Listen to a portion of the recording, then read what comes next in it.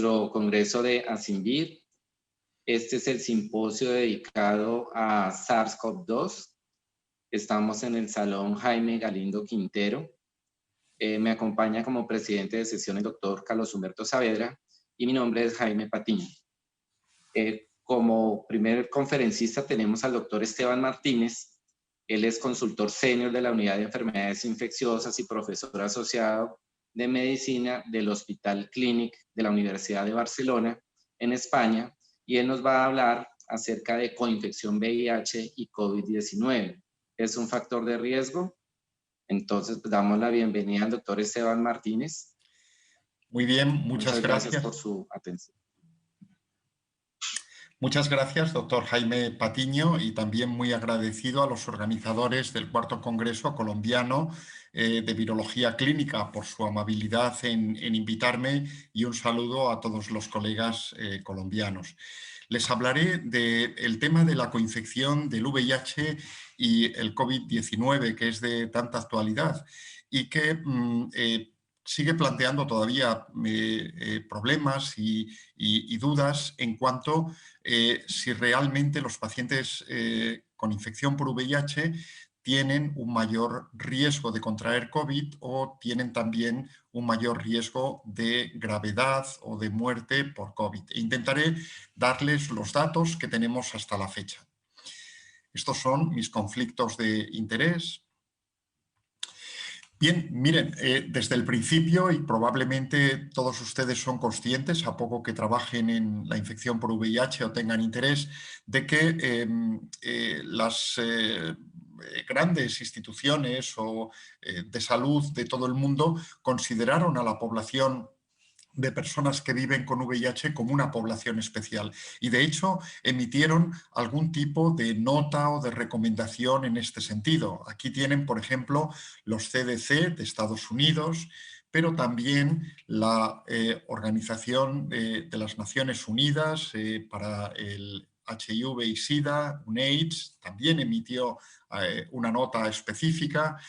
Y también la Organización Mundial de la Salud emitió notas específicas para personas que tenían infección por VIH en relación a COVID. Por tanto, hubo desde el principio una sensibilización de las agencias sanitarias frente a la población VIH ante un temor y ante un riesgo de que COVID pudiera ser más frecuente o más grave en ellas.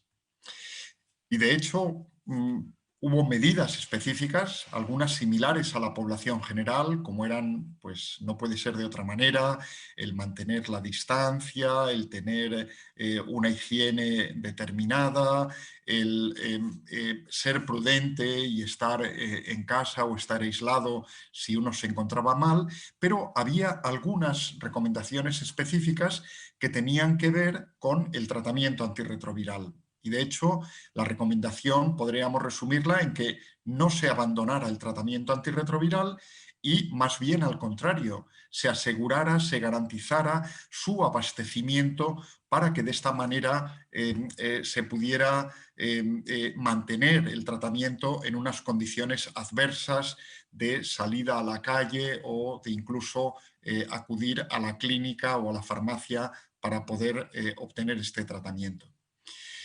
Hubo algunas organizaciones, como la Asociación Británica para VIH, que incluso fueron mucho más estrictas, y en personas seropositivas que o bien tuvieran un recuento de CD4 muy bajo, por debajo de 200 o no digamos por debajo de 50, o bien que tuvieran una enfermedad oportunista, o bien que tuvieran una falta del control virológico, se les hicieron medidas de recomendación mucho más estrictas para que se mantuvieran aislados del contacto con el resto de la población.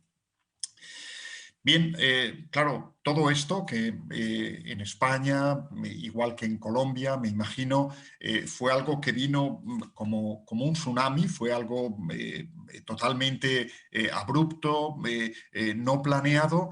Eh, con esta situación de un cierto temor de que las personas seropositivas pudieran tener un mayor riesgo y de que, por tanto, fueran una población especial, al igual que en la población o incluso de manera mucho más intensa, hubo unos efectos sobre la salud mental de las personas seropositivas.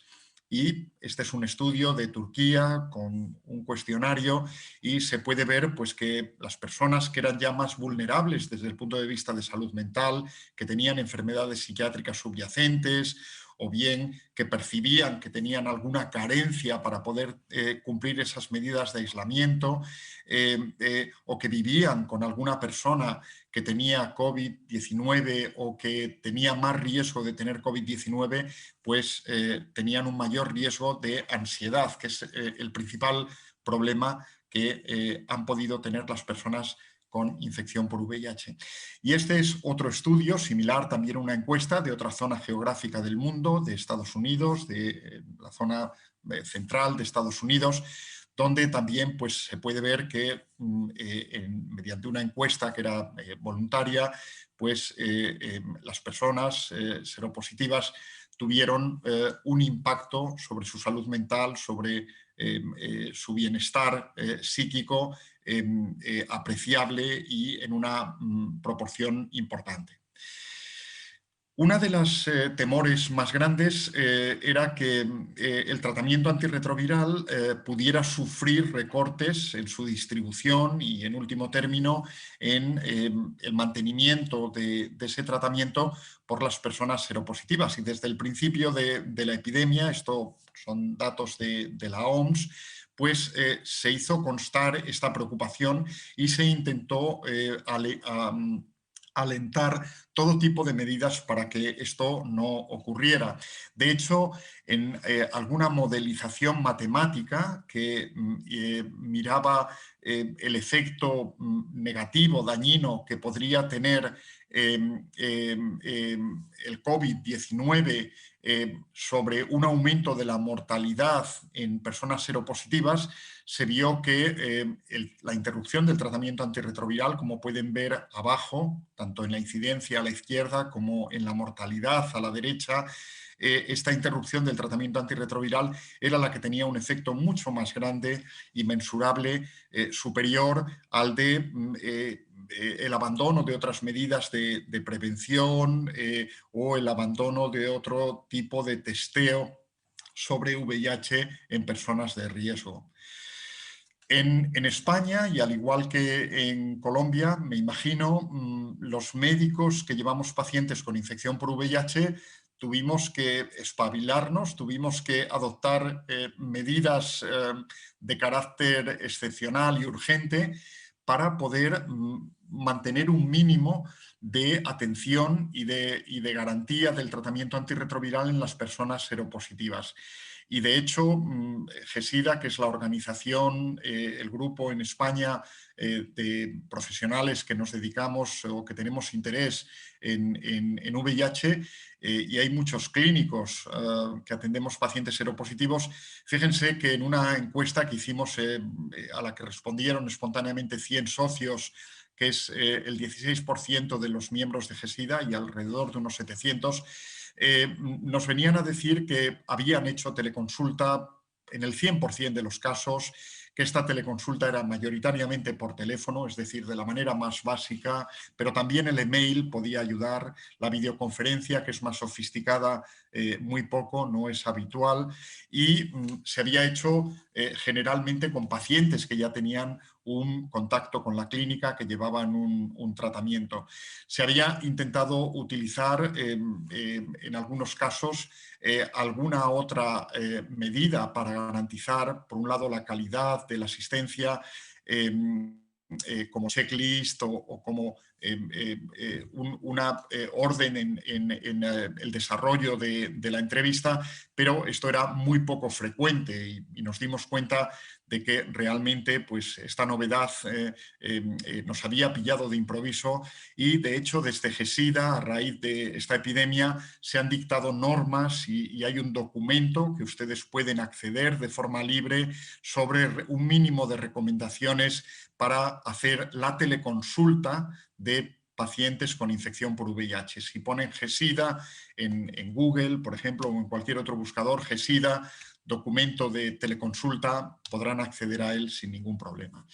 También la EACS, la Organización Europea sobre SIDA, emitió, junto con otras organizaciones nacionales, alemana, británica, polaca y, por supuesto, también la española GESIDA, algunas recomendaciones periódicas sobre COVID-19 y VIH. Y ustedes pueden acceder libremente, si no lo conocían, en el sitio web de la EACS para poder acceder a este documento. Bien, ¿por qué podrían ser las personas seropositivas diferentes del resto de la población respecto al COVID-19?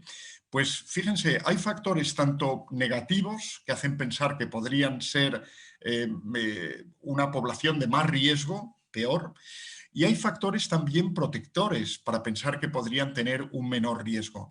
Dentro de los factores negativos, obviamente, dentro del pool de personas seropositivas, hay algunas que tienen una inmunodepresión severa o bien no están en tratamiento antirretroviral. Por otro lado, también, incluso para una misma edad, las personas seropositivas tienen más comorbilidades y las comorbilidades tienen una asociación negativa con el pronóstico de COVID. Y desde luego, COVID, que es mucho más grave en hombres, al menos en España, no sé si en Colombia, pero en España la infección por VIH es mayoritariamente de hombres. Y hay otros factores protectores, sin embargo, que vale la pena tener en cuenta y vale la pena considerar con detalle. Uno de ellos es que, precisamente porque se consideró de una manera tan reiterada que la población seropositiva podía ser una población de riesgo, pues seguro que esta población ha tomado unas medidas preventivas quizá mayores que las del promedio de la población general. Por otro lado, el tratamiento antirretroviral, que es un tratamiento antivírico, en último término, había mostrado un cierto efecto protector en algún estudio muy anecdótico durante la epidemia del SARS-CoV-1, del SARS, simplemente en el año 2003, en el sudeste asiático.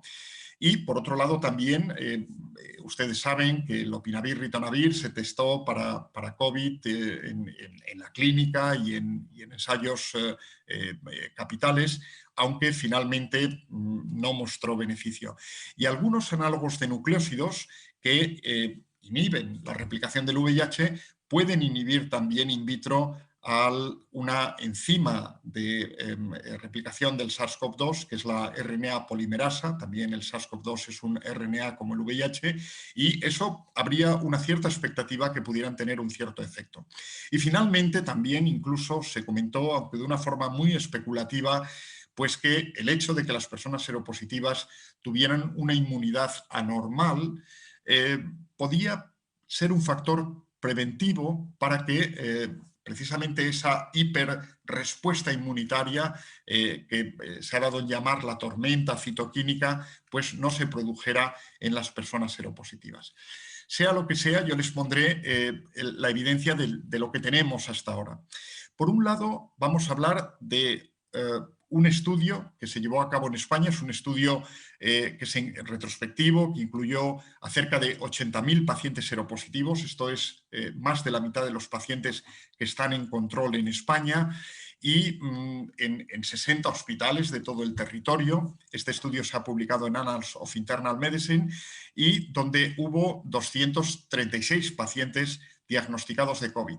Fíjense que de un número tan amplio, 77.500, hubo 236 diagnósticos, de los cuales 151 fueron hospitalizados y solamente 20 fallecieron. Esto ya les da una idea de que el estudio de la mortalidad en personas seropositivas, incluso en grandes cohortes, es difícil, porque aunque COVID pueda ser una enfermedad mortal, la incidencia de mortalidad es relativamente pequeña y, por tanto, esos 20 pacientes pobres que fallecieron, si hubieran sido un 10% más, un 10% menos, a lo mejor hubieran cambiado alguna de sus características.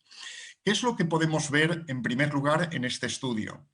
Bueno, pues les he recalcado en rojo aquello donde quiero que se centren su interés, y es una menor incidencia de COVID-19 en las personas que viven con VIH. Arriba pueden ver la incidencia en el estudio, eran 30,4, de una forma estandarizada 30 por cada 10.000 personas seropositivas con PCR confirmada de incidencia en la población VIH, mientras que en la población general los datos del Ministerio de Sanidad en la misma época y con el mismo criterio eran de 37,5.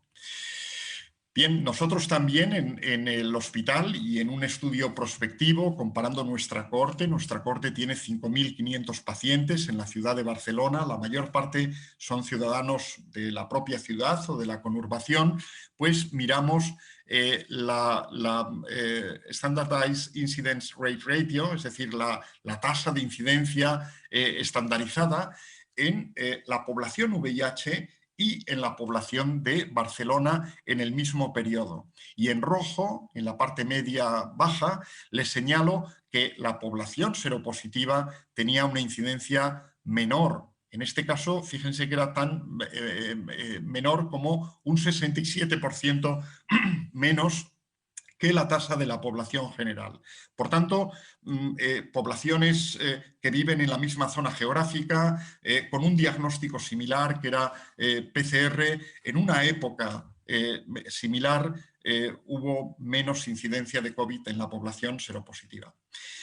Respecto a las manifestaciones clínicas, en nuestra cohorte, en la cohorte del hospital, y miramos manifestaciones clínicas en todo paciente que tenía dichas manifestaciones. En aquel momento no se sabía con claridad que COVID-19 podía ser asintomático y, por tanto, nos centramos en los que tenían síntomas con la limitación que esto supone.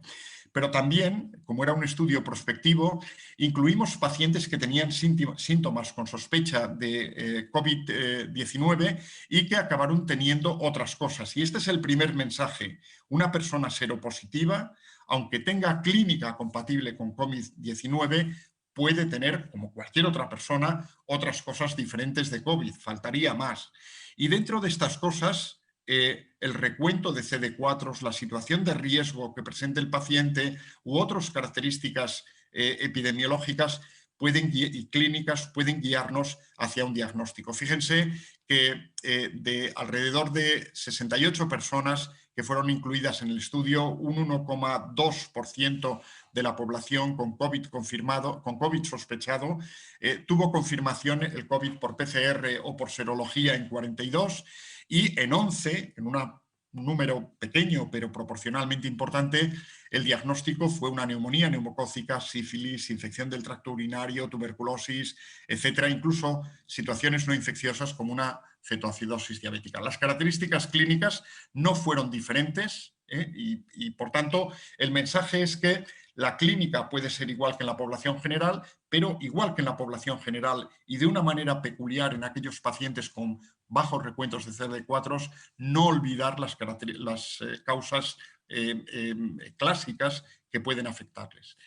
Nosotros intentamos mirar también qué factores podían estar asociados con una mayor gravedad y aquí hay un listado muy grande, se lo resumo diciendo en la última frase que no encontramos ningún factor dependiente del VIH o del tratamiento que se asociara con una mayor gravedad. Otros autores, como este autor francés, tampoco encontraron que ningún factor VIH o de tratamiento se asociara con la gravedad. La edad era el factor más importante con diferencia y en este caso había otros factores también. Bien, respecto a la mortalidad, cambiamos incidencia clínica, ahora tenemos mortalidad. Pues en la mortalidad he de decir que los datos de nuestro estudio mostraron que la población VIH tenía una mortalidad superior a la de la población general. 3,7 por cada 10.000 comparado con 2,1 por cada 10.000. Mortalidades, cifras bajas, pero en este caso casi el doble en la población VIH. Y otros estudios de otras zonas geográficas, como este de Sudáfrica, también mostró más mortalidad en la población VIH, como pueden ver abajo de todo, y esa diferencia en mortalidad no dependía de que hubiera supresión o no supresión viral. Por tanto, parecía que la propia condición de seropositivo aumentaba la mortalidad.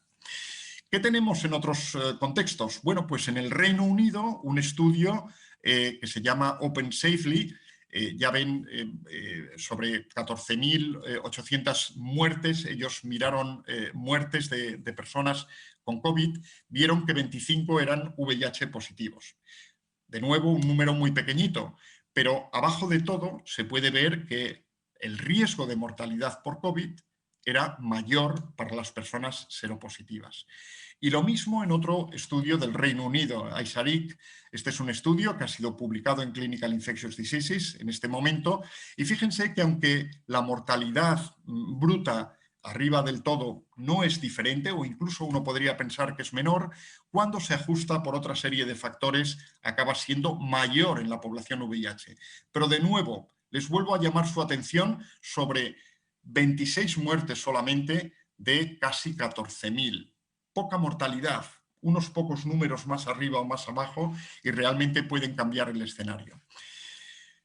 Los estudios que tenemos hasta ahora, aunque sean cohortes muy grandes y son loables y es la mejor evidencia que tenemos, nos dicen que el número de muertes en VIH es muy pequeño y además en la mayor parte de los casos, que son retrospectivos, no se han podido tomar datos sobre el VIH, la situación inmunológica, la carga viral o el tratamiento antirretroviral. Y eso es un factor que desgraciadamente ofusca un poco toda la información consecuente de estos estudios. ¿Qué podemos decir de algunos tratamientos antirretrovirales? Pues desgraciadamente el lopinavir-ritonavir se mostró no útil en el tratamiento en estudios aleatorizados. Este es un ejemplo que se publicó en el New England. Otro inhibidor de la proteasa, que tenía aún menos información, pero que es más utilizado que el lopinavir-ritonavir, darunavir-cobicistat, tampoco mostró eficacia clínica, ni tampoco mostró eficacia en los cultivos celulares, donde remdesivir, comparado con él, tuvo eficacia y lopinavir y darunavir no. ¿Qué podemos decir nosotros de nuestro estudio? Nosotros no pudimos mirar fácilmente tercer fármaco, no había un registro bueno, homogéneo, pero sí pudimos mirar los análogos de nucleósidos. Fíjense, de nuevo les recuerdo la mortalidad muy baja en rojo y ningún paciente que murió llevaba TDF. Cuando pudimos ver esta información de una manera más, digamos, numérica, podemos ver que la incidencia tanto de diagnóstico como de ingreso hospitalario, como de ingreso en la UCI, como de mortalidad, era más baja en las personas que llevaban TDF que en las que llevaban otras combinaciones de nucleósidos. Y esto, ajustado también en una forma de ratios de riesgo, también nos permite ver que comparado con TAF-FTC, TDF tenía un riesgo significativamente menor e incluso abacavir 3TC para el diagnóstico, no así para la hospitalización, también tenía un riesgo significativamente menor. Intentamos hacer varios estudios de sensibilidad, no teníamos datos de comorbilidades y esta es una limitación que hay que admitir, pero intentamos ver pacientes que eran más jóvenes de 60 años, donde supuestamente la prevalencia de comorbilidades es menor y los datos reproducían que TDF tenía un menor riesgo. Intentamos ver también zonas geográficas. Madrid ha sido la región más castigada de España y de nuevo se confirmaba que en Madrid los datos eran más propicios para TDF.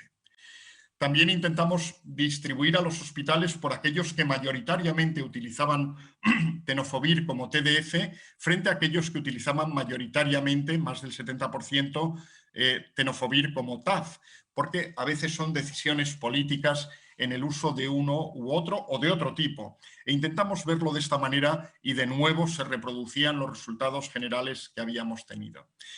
El hallazgo que nosotros encontramos también fue un hallazgo que se encontró en Sudáfrica. En este estudio de Sudáfrica que les he mencionado previamente, aunque los pacientes seropositivos tenían más mortalidad, aquellos que estaban tratados con tenofovir, disoprosil, fumarato, TDF, tenían un riesgo de diagnóstico y de admisión hospitalaria menor. Hemos intentado ver qué ocurría en la población que lleva PrEP. PrEP, ya sabéis, la profilaxis preexposición se hace mayoritariamente con tenofovir FTC, con TDF FTC. En España está avalada y financiada por el Ministerio de Sanidad desde hace un año, y lo que pudimos ver son datos que son un poco confusos. Aquí les presento dos tablas. En la de arriba se hizo serología, personas de una cohorte grande de Madrid de uso de PrEP, y había entre ellas 500 usuarios de PrEP o un poco más, la mayor parte con TDF, y había 250 que no utilizaban PrEP.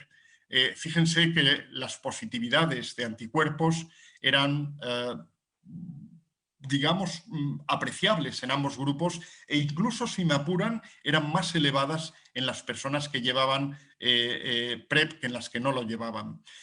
Pero, sin embargo, la tabla de abajo, que también forma parte del mismo estudio, nos muestra de una manera clara que las personas que llevaban PrEP tenían una mayor proporción de situaciones asintomáticas, o en el caso de tener síntomas, de menor duración de esos síntomas que aquellas que no llevaban PrEP.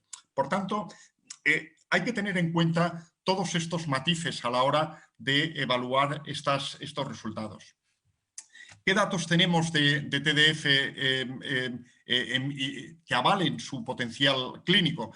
Hay datos in vitro. Este es un estudio brasileño en una revista brasileña, in vitro, mostrando un efecto virológico, suprime la replicación de SARS-CoV-2 en cultivo celular, el TDF-FTC. Aquí lo tienen, el TDF-FTC en gris, y comparado con el tenofovir, que sería su metabolito activo, el que hay intracelularmente. Ya saben que TDF es extracelular, pero también el SARS-CoV-2 es extracelular, excepto en las células diana, donde tienen los receptores AC2.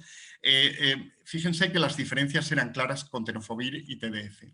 Y también hay un modelo de infección en hurones, y este modelo, que probó también lopinavir, ritonavir, hidroxicloroquina, que se han mostrado ineficaces, vio que con tenofovir en tricitamida en el día 8 posinfección había diferencias significativas, como pueden ver a la derecha en un pequeño asterisco que señala esa diferencia. Bien, en conclusión, para finalizar mi conferencia, les acabo con muchas preguntas, pero yo espero que también con alguna certeza más. ¿Es la población seropositiva una población especial? Pues si no lo es, las autoridades sanitarias y el contexto les han hecho una población especial. Y como población especial han emitido mensajes de prudencia de una manera mucho mayor que para la población general. Y yo creo que estos mensajes y esta información ha calado y es responsable de una menor exposición al coronavirus, y por tanto, simplemente por eso, no digo que por otros factores, pero por eso una menor incidencia. Parece que han tenido menos incidencia. Las características clínicas son similares. Mayor mortalidad, parece que los datos apuntan en ese sentido, pero los números absolutos son muy pequeños, y por tanto no podemos saber si había algún factor adicional al VIH que a lo mejor jugó un papel, o si es una población especial, la más inmunodeprimida, o la que no llevaba tratamiento adecuado, o la que llevándolo no lo cumplía bien. Por tanto, eso hay que verlo. ¿Puede tener un efecto protector el TDF? Hay que mirarlo. Yo creo que tenemos motivos y fundamentos para intentar estudiarlo mejor, y hay estudios en marcha tanto de prevención como de tratamiento. Otro tipo de tratamiento, otros nucleósidos, habrá que verlo. Se necesitan, de todas formas, más datos de cohortes más amplias que las que yo les he mostrado, y hay cohortes grandes en Europa, en Norteamérica, en Latinoamérica. Yo creo que hay que hacer un esfuerzo por juntar estos datos, incluyendo factores del VIH y del tratamiento antirretroviral, para ver en qué medida pueden influir, si es que influyen algo. Gracias por su atención.